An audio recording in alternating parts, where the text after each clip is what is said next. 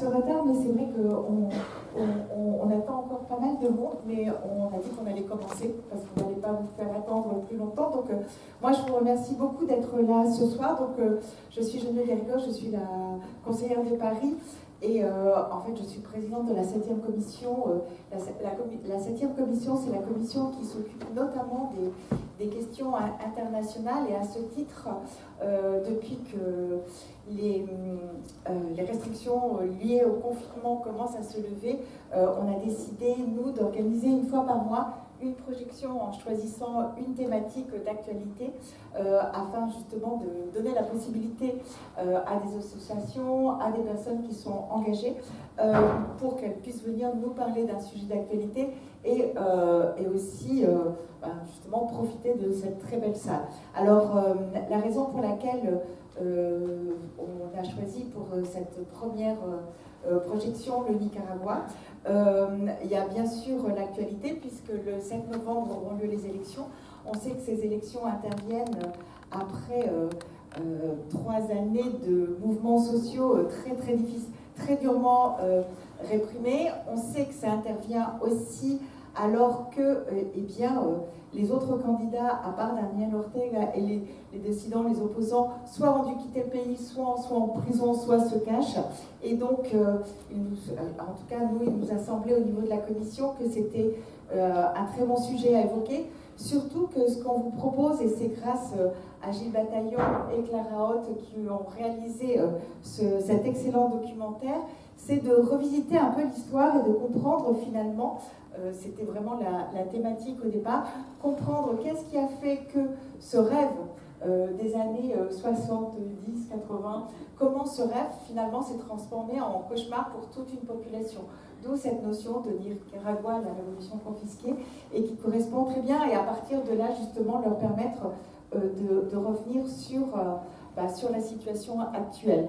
Alors, donc j'ai avec moi Clara Haute, co-réalisatrice avec Gilles Bataillon. Malheureusement, Gilles, qui devait être avec nous ce soir, qui est un grand spécialiste du Nicaragua, est très souffrant, et vraiment il a essayé jusqu'au dernier moment de venir, mais il ne pourra pas nous rejoindre.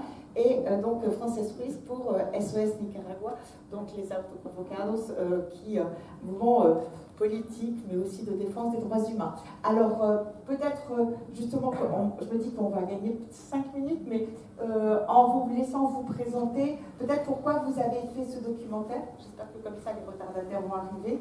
Puis après, 2 mots à toi, et puis on partira directement sur la projection. Ensuite, à l'issue de la projection, bien évidemment, l'idée, c'est qu'on puisse échanger, que vous puissiez vous exprimer, en espérant justement qu'on puisse parler du Nicaragua. Donc, Clara, merci, bonsoir. Alors, en fait, ce film, nous l'avons fait avec Gilles il y a 8 ans.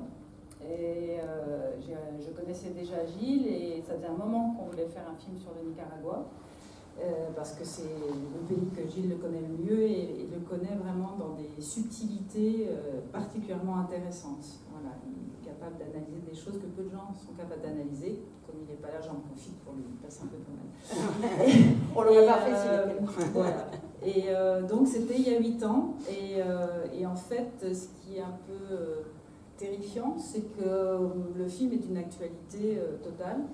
C'est-à-dire qu'il y a 8 ans, on était avant d'autres élections, et il se passait les mêmes choses. C'est-à-dire qu'il y avait une répression des opposants, mais beaucoup moins violente que maintenant, quand même. C'est-à-dire que c'était déjà très pénible, mais ça n'a rien à voir avec ce qui se passe maintenant, puisque certains des personnes qu'on a pu interviewer sont aujourd'hui en prison. C'est-à-dire qu'il y a des gens dans le film que vous allez voir qui sont, comme Dora Maria Tellez, qui sont en prison depuis 3-4 mois. Il y en a d'autres qui sont partis du pays parce que menacés de prison. Voilà, donc il y a à peu près, je crois, 36 personnes qui ont été incarcérées, dont 7 qui étaient des opposants et qui étaient des candidats, surtout. Donc voilà, Ortega ratisse complètement l'opposition. Et donc le film raconte un peu l'histoire de cette désillusion, comme vous l'avez très bien dit, mais aussi l'histoire d'Ortega, puisque Ortega était quand même le chef de la révolution, et donc l'ami et collègue de révolution de tous ces gens qu'il est en train d'incarcérer. Ce que je trouve intéressant dans le film qu'on a pu faire avec Gilles, c'est que c'est une sorte de psychanalyse historique, c'est-à-dire que les différents intervenants reviennent sur l'échec d'une révolution qu'ils ont portée, parce que vous le verrez, les différents intervenants avaient des postes très importants dans les nouveaux gouvernements révolutionnaires et avaient été aussi des grands combattants comme Dora Maria Tellez, qui avait que 20 ans alors, et qui a réussi à prendre les plus grandes villes du Nicaragua. Donc voilà, je ne vais pas en dire beaucoup plus, mais voilà, c'est un film qui était à la fois un film historique et d'actualité et qui continue à l'être. Donc je pense que c'est intéressant de voir avec ce recul-là maintenant. Oui, et ce qui est particulièrement intéressant justement, c'est que on l'a vu au début de la répression massive qu'il y a eu en 2018. Quand je dis massive, c'est particulièrement violente. Hein.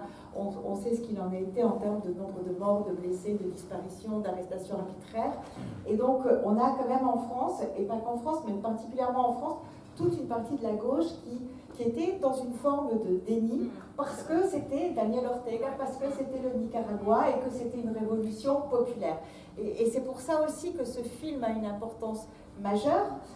Aujourd'hui, les choses ont changé, mais voilà, c'était très important. Alors, avant de te passer la parole, Française, viens Jean-Luc, voilà. Je vous présente Jean-Luc Romero, qui est l'adjoint à la maire de Paris en charge des droits humains et de la lutte contre les discriminations, l'intégration. Mais aujourd'hui, il est avec moi sur les droits humains. Et c'est juste un petit mot parce que merci beaucoup d'être passé, Jean-Luc. Voilà. Bon, bonjour à toutes et à tous. Et surtout, merci à Geneviève qui veut engager désormais tous les mois ici des réunions autour des droits humains, en commençant très symboliquement, et c'était une volonté de Geneviève. Et j'entendais ce que tu disais à la fin, en disant qu'il y avait eu sur le Nicaragua une espèce de déni d'une partie de la gauche, et je confirme, et c'est pour ça que c'était aussi important pour moi d'être à côté de SOS Nicaragua, et que la mairie soit la mairie de Paris, parce que c'est pas inodin. Si on vous reçoit ici, dans ce lieu-là, et moi en tant qu'adjoint chargé des droits humains, je trouvais que c'était extrêmement symbolique de commencer par vous. Mais malheureusement, il n'y aura pas que le Nicaragua, parce que la situation des droits humains est extrêmement complexe. Hein. Rien que dans quelques jours, on va avoir encore une grande manifestation en soutien au peuple ouïghour, hein, dont vous savez les souffrances que ce peuple subit.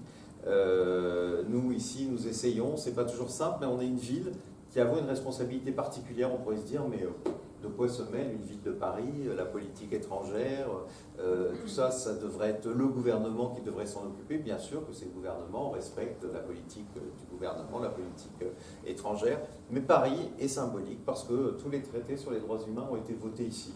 Donc à partir de ce moment-là, eh bien, on a, nous, décidé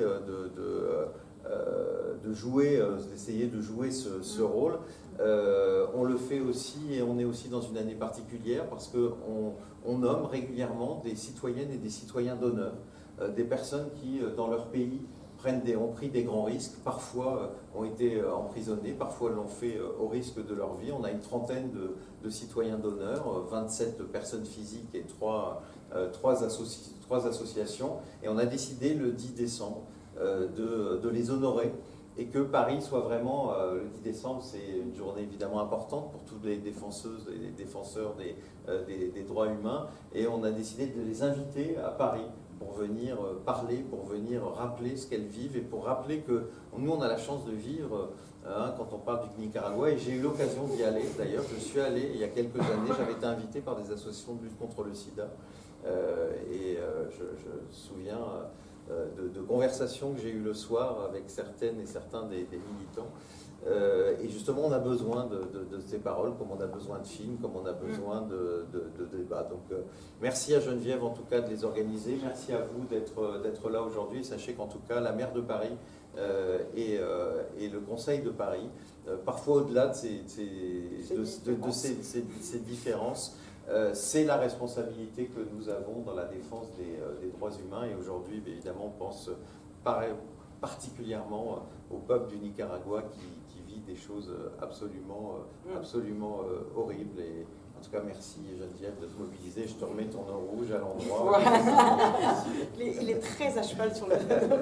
Tiens, merci beaucoup Jean-Luc. Tiens, dis un mot et comme ça on va démarrer. Voilà. Bon, d'abord, merci à tous pour être là et merci à la Marie de nous accueillir. Merci Clara. Et pour nous, c'est un vrai honneur d'être là.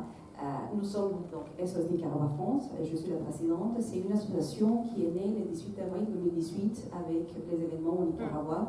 Ça nous a pris un petit moment quand même de venir à un point avec un statut juridique, mais on est né et notre première manifestation c'était le 20 avril, qui était le premier week-end après les événements au Nicaragua. Et l'objectif principal, même si au début il n'était pas figé, c'était tout simplement d'exprimer notre colère, parce qu'on a vu pendant des années les dérives du gouvernement et l'acharnement surtout qu'il a eu envers les personnes âgées, les étudiants, les écologistes. Il ne faut pas oublier que les événements d'avril ont eu comme contexte aussi les feux de forêt et juste quelques jours au début d'avril, dans une réserve naturelle, on a vu l'inaction du gouvernement quand les étudiants commençaient à manifester et en plus par la suite il y a eu la réforme à la sécurité sociale et cet acharnement a provoqué des morts. On s'est dit ce n'est pas possible, là on arrive au bout du tunnel, il faut que ça change. Et nous, depuis la France, parce que tous les Nicaraguayens qui nous sommes en France, nous avons une vie, je dirais, tranquille, mais quand on a vu des amis, et nous avons vu notre famille, et le peuple qui se s'est levé, et en plus, quelques temps après, donc 2 jours après le 18 avril, nous parlons du 20 avril, ils ont coupé l'électricité, ils ont coupé l'Internet pour que ça ne se sache pas. Et nous, on s'est dit, si on peut faire quelque chose, on va commencer par parler, par dénoncer ce qui se passe là-bas, et depuis 3 ans, nous le faisons.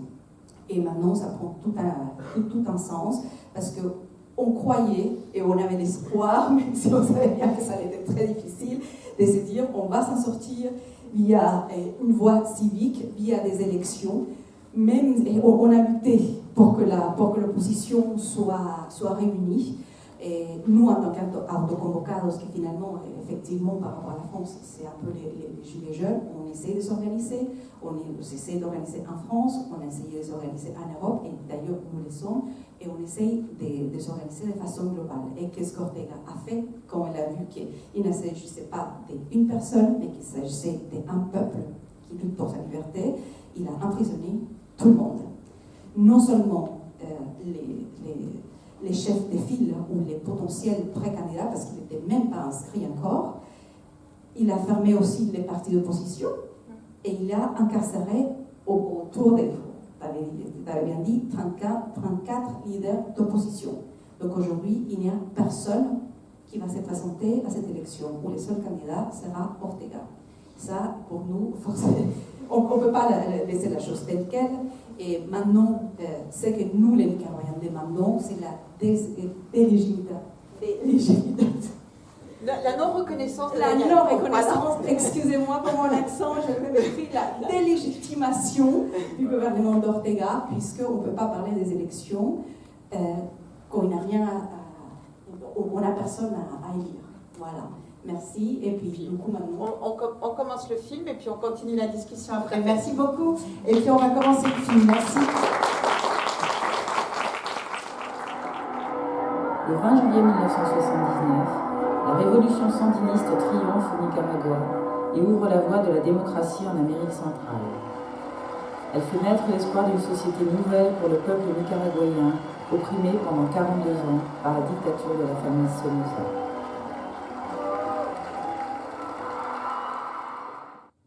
Quelque chose qui m'a impressionné, et cette fois-ci de voir les films, parce que je l'ai déjà vu à plusieurs reprises, et c'est de me rendre compte que on est quand même, on est 2021, c'était vers 2011, donc du coup, que 10 ans après, Ortega est toujours là. Et que ceux qui étaient déjà pressants en 2011, on était déjà sous une dictature en 2011. Aujourd'hui, c'est une dictature tyrannique, oppressive, qui ne met plus les gants pour tuer des gens, qui ne met plus des gants pour spolier la terre des autochtones. là, on parlait des Miskitou dans les Caraïbes Nord. C'est un combat qui est encore d'actualité. À la fin août, il y a 27 autochtones qui ont été tués par les colonnes. Les colonnes sont, disons, les bras armés dans les Caraïbes Nord d'Ortega. Et je dis des bras armés parce que ceux qui commettent les délits est en toute impunité. Et cette personne-là, cette fois-ci, il y a 27. Il y a 2 ans, on a eu 12. Et cette fois-ci, ils ont été tous démembrés. Et dans la presse, parce que dans la presse, on a peur d'en parler. D'ailleurs, le seul journal, qui en plus est un journal légendaire, de 95 ans, la Prensa, il n'a plus de papier. Ces journalistes ne peuvent pas se déplacer. Et donc, pour relayer l'information, c'est très difficile. Et l'information qu'on a, et pour savoir qu'il y a eu 77 personnes qui ont été démembrées, on le sait grâce à des vidéos qui ont été faites grâce au téléphone portable. Alors que même dans les Caraïbes Nord, il n'y a pas d'Internet. Et ça, c'est juste la pointe de l'iceberg qui montre à quel point le Nicaragua et tous les pouvoirs de l'État sont corrodés, ils sont cooptés par Ortega. Et les Nicaraguayens, nous ne voulons plus des conflits armés. Et ce qui me fait peur aujourd'hui de voir la façon d'agir d'Ortega, c'est de se dire que même si nous luttons pour garder la paix, pour sortir de façon civique, peut-être qu'on ne pourra pas arrêter des gens qui sont dans les montagnes, certains paysans qui sont toujours armés et qui vont faire la justice de leurs propres mains. Et c'est quelque chose qui nous chagrine. Et c'est d'avoir cette peur ou cette crainte de se trouver dans la même situation que dans les années 80. Aujourd'hui, la situation au Nicaragua, la situation économique, on va vers la descente, mais nous ne souhaitons pas de voir aussi autant de morts comme on a vu dans les années 80.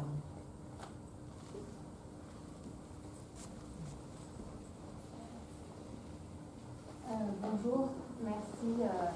Je suis Christina Chirouz, je viens en représentation de l'association centra-américaine. On est quelques-uns ici dans la salle.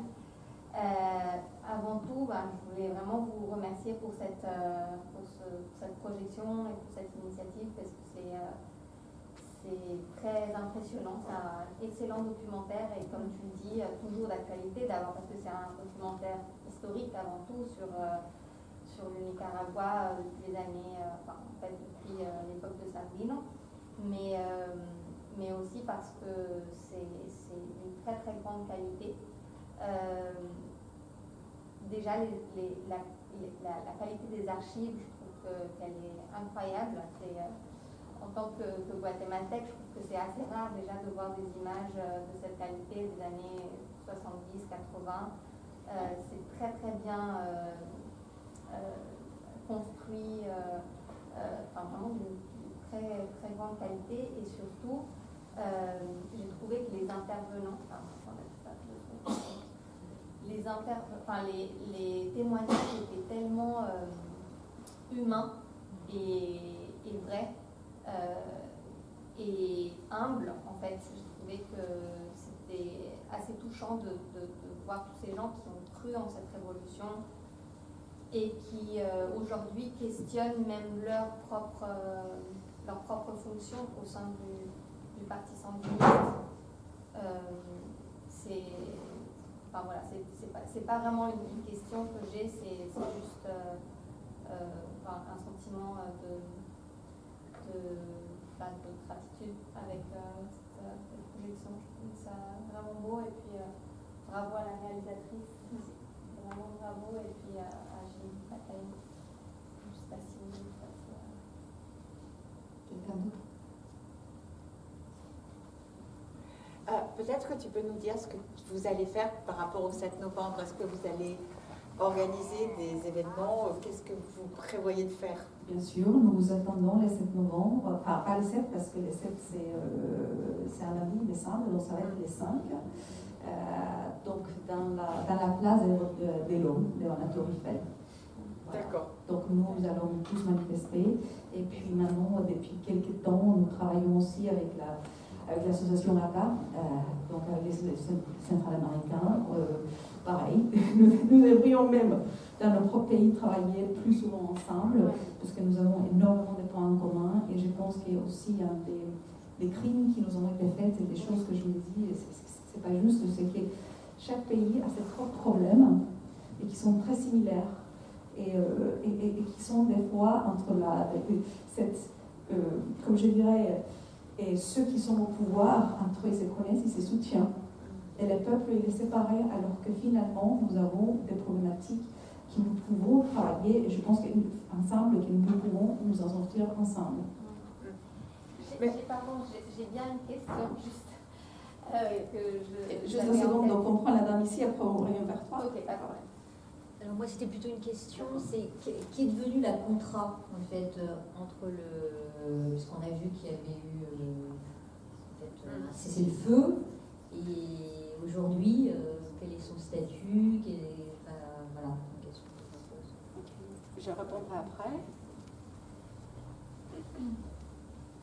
Je voudrais savoir quelle est la position de l'État, ou est-ce que vous avez été inquiété, vous, en tant qu'association SOS Nicaragua France, ou les associations SOS Nicaragua qui sont nées un peu spontanément à travers le monde et qui sont un vrai réseau en fait. Est-ce que vous avez été inquiété par le gouvernement, ou est-ce qu'il y a eu des réactions? Alors, donc d'abord la question par rapport à la contrat. Donc les membres de la contrat existent aujourd'hui. Et d'ailleurs, il y a les partis aussi de la résistance qui étaient, entre guillemets, qui auraient pu être les partis sur lesquels la unité nationale bleu-blanc aurait pu participer dans les élections. Donc leur personne juridique les a été ôtées. Donc s'il y a toujours la contrat, il y a toujours bien sûr les paysans. D'ailleurs, moi-même, je viens du nord du pays, je connais toutes les histoires des paysans. Moi-même, je suis chose que je l'ai dit tout le temps quand on parle de la réforme agraire, parce que moi-même, je fais partie de la communauté indienne d'un village au nord du pays. Et bien sûr que les campesinos sont toujours là, les paysans sont toujours là, et ça existe toujours. Sauf qu'il y a eu une démobilisation qu'on appelait dans les années 90, où toutes les armes ont été déposées. Mais cette population-là, elle reste toujours, et d'ailleurs, ils se font tuer de temps en temps, parce qu'il y a des assassinats sélectifs et des conflits sur les différentes parties au nord du pays. Bien sûr, ça existe toujours.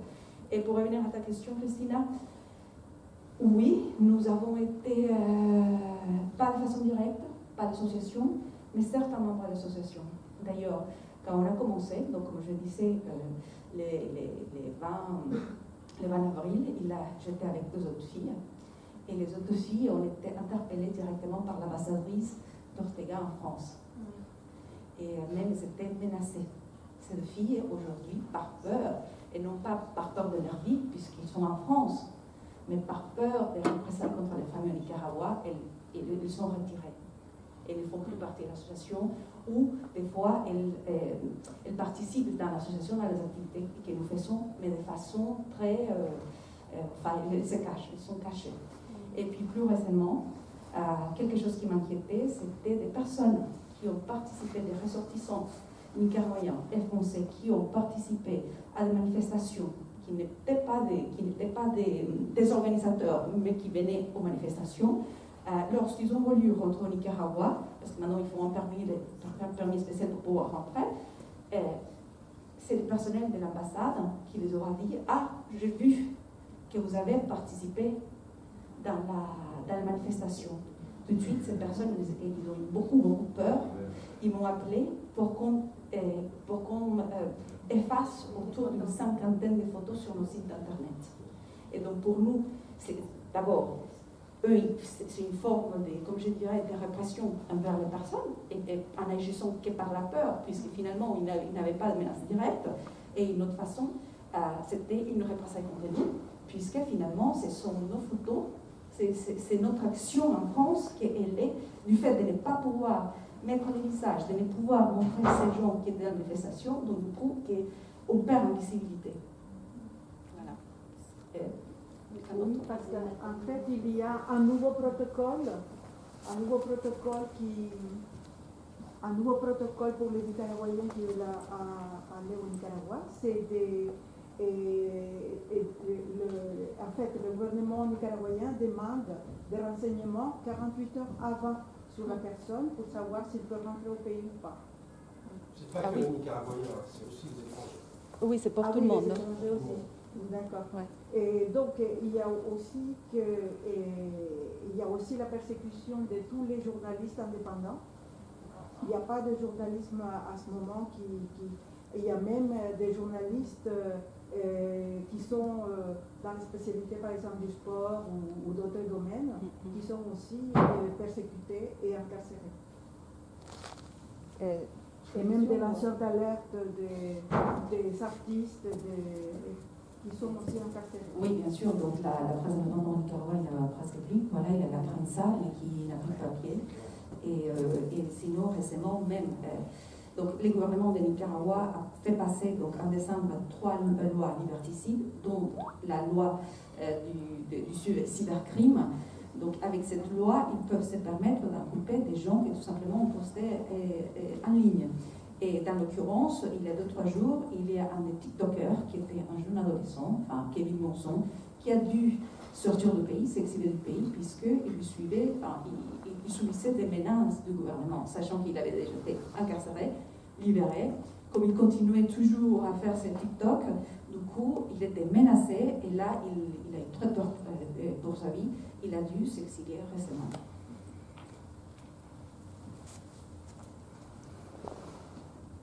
Merci beaucoup d'avoir organisé cette présentation qui met en lumière les enjeux qui sont en train de subir la région centra-américaine et qui sont suivis de différentes manières, mais qui finalement sont partagés.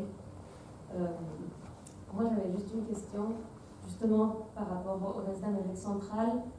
Il y a une vision, il y a une politique étrangère de la part des États-Unis qui est très précise sur le triangle nord de l'Amérique centrale, mais je vois moins le lien, ou en tout cas la politique étrangère des États-Unis vis-à-vis du Nicaragua.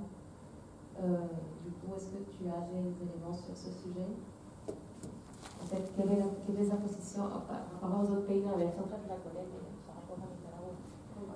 Peut-être les positions changent parce que la thématique peut être un peu différente. Je pense qu'en étranger nord, ils sont surtout affectés par le trafic de drogue puis par l'immigration. Au Nicaragua, le sujet principal du coup, ça va être Ortega, les droits de l'homme, la crise sociopolitique. Donc, les États-Unis étaient comme je dirais ici, étaient un soutien de l'opposition. Et s'ils ont un soutien, un retour à la démocratie.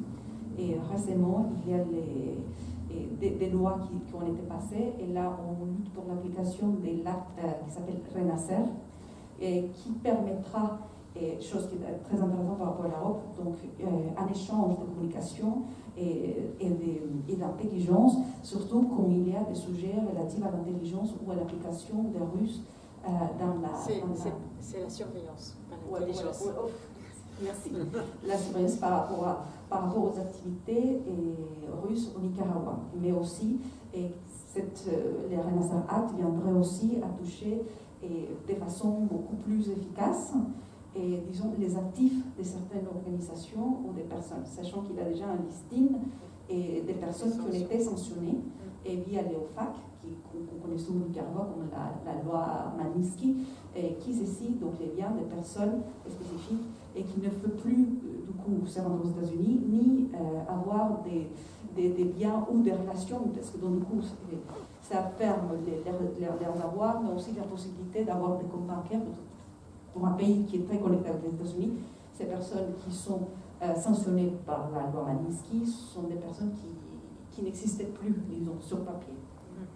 En fait, il y a une chose qui est très compliquée, et on le voit dans énormément de pays où il y a des situations qui sont assez proches, et pas qu'en Amérique latine, c'est que, et d'ailleurs on l'a bien vu au moment de la Syrie et d'autres moments, c'est-à-dire que au jour d'aujourd'hui, comme il n'y a pas le type d'intervention qu'on a pu connaître par le passé, comme on a pu voir ici au départ, ils cherchent des personnes, des personnalités, des groupes, des partis qui pourraient incarner une alternance.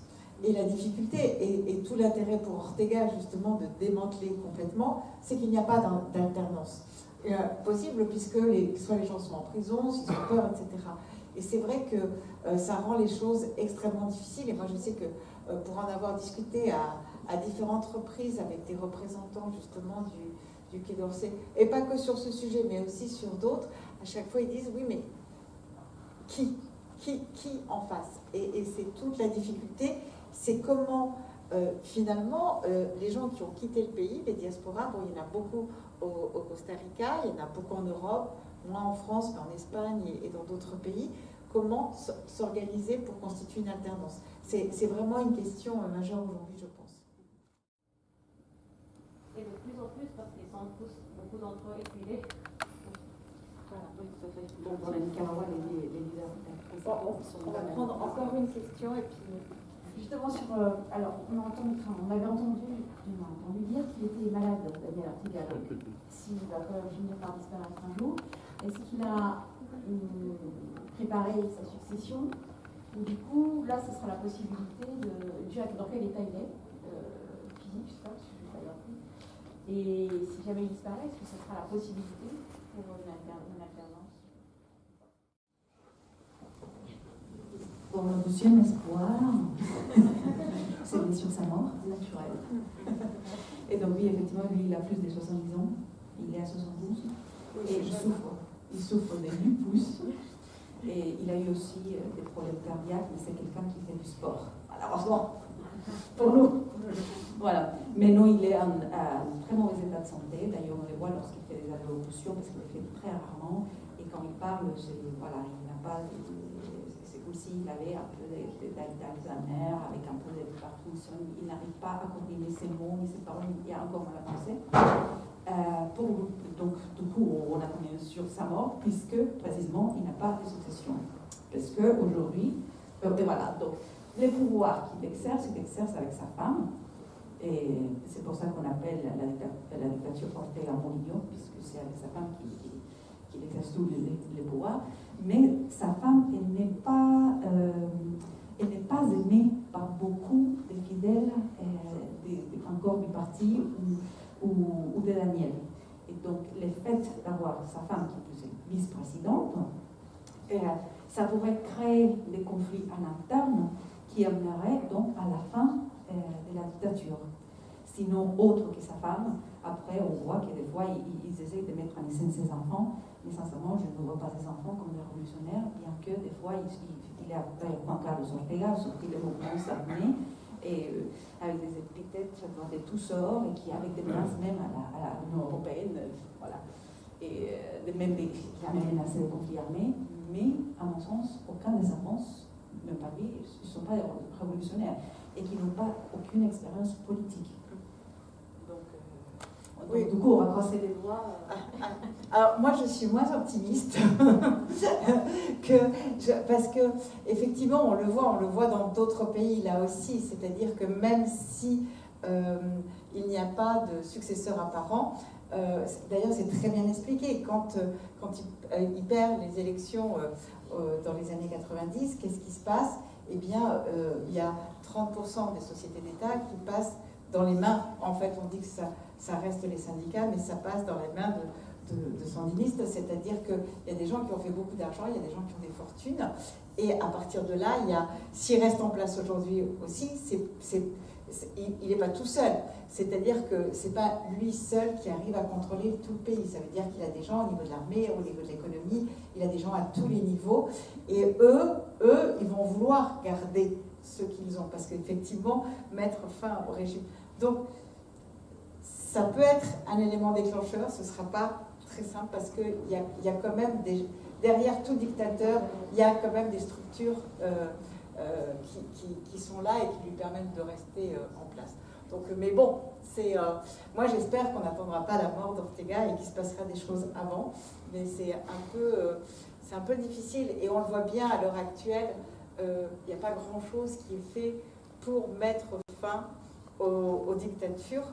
Parce que y a cette espèce de discours ambiant de dire bah oui, mais à la limite, c'est presque une stabilité. Et cette notion qu'on a vu émerger, moi je trouve, justement après ce qu'on appelait les printemps arabes, c'est-à-dire, bon, finalement, c'est ok, c'est stable, c'est créer un nouveau foyer de conflit, etc. Et c'est assez tendu généralement par rapport à ça. Par contre, voilà. Mais je pense qu'on peut garder une note optimiste. Bon, on sait que les élections, il va les gagner. Hein. À moins, on ne sait jamais. C'est dans un mois maintenant. Mais bon, il peut mourir d'ici là. D'ailleurs, ça remettrait en cause le processus électoral et tout. Mais c'est un peu des événements comme ça.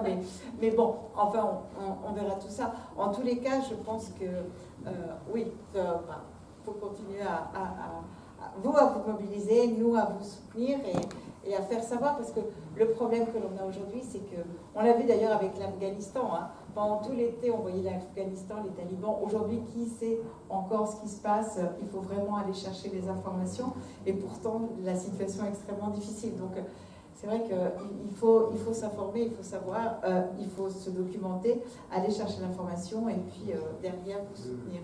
Et ce que je trouve, moi, tout à fait remarquable, et vraiment, je pense que ce film apporte vraiment quelque chose de très très fort.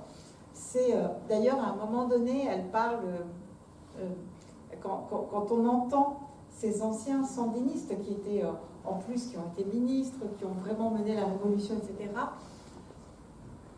on sent effectivement à la fois une nostalgie, mais il y a des choses que, bon, moi je l'ai revu, je l'avais déjà vu, mais que je trouve vraiment majeures et qui doivent nous questionner au-delà de ce qui s'est passé et ce qui se passe au Nicaragua, sur le fait que, oui, on n'a pas questionné. C'est-à-dire qu'il y avait la révolution, on la voulait tellement qu'on n'a pas été assez critique. Et je pense que ça, c'est majeur, c'est-à-dire qu'on ne doit pas fermer les yeux parce que finalement, on ne va pas critiquer parce que quand même on y est arrivé. Donc, et il faut être toujours dans un processus, en tout cas moi c'est comme ça que je conçois la démocratie, c'est de remettre en cause dès qu'il y a des choses qui ne vont pas, il faut les dire et pas fermer les yeux.